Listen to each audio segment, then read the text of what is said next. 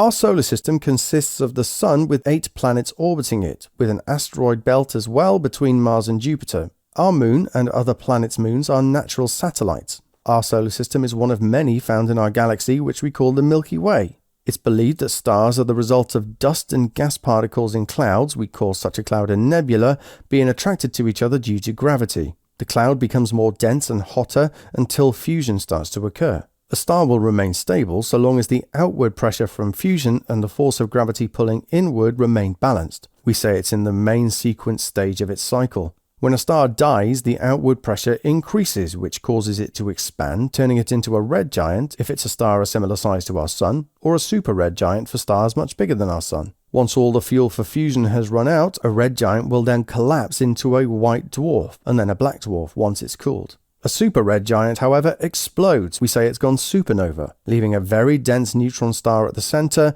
or an even more dense body that causes a black hole. The outer layers of the supernova move away, forming new nebulas, from which new stars could be made. Nuclei fuse together to make heavier elements. Some of these could only be made as a result of the huge amount of energy released from a supernova. Our Moon is a natural satellite, but we can make artificial satellites. Some satellites orbit in a circle around the Earth, like geostationary satellites. These sit above the same spot above the equator. As such, that means the time period of their orbit is 24 hours, and they're generally used for communication. They move at a constant speed, yet their direction is constantly changing, so technically their velocity is also changing, which means they're accelerating towards the Earth. They don't get any closer though. It's like they want to get closer to the Earth, but they're going too fast to do that. Any force that results in circular motion is called the centripetal force, and that always acts towards the center of its orbit. We can draw the velocity at any point as a tangent. Think about it this way: if the Earth suddenly disappeared, that's where the satellite would fly off. That means that centripetal force and velocity are always at right angles to each other. They're perpendicular. Other satellites travel in elliptical orbits, and they're used for reconnaissance, weather, GPS for example. The closer they get to the Earth, the faster they move, and vice versa.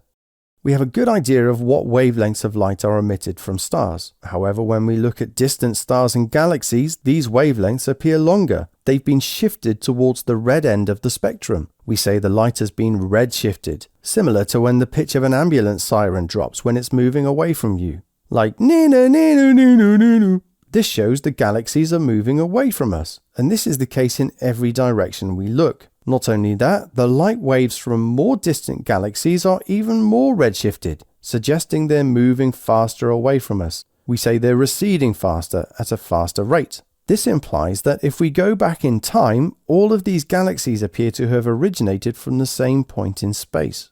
This is therefore used as evidence for the Big Bang theory, and it suggests that the observable universe is still expanding.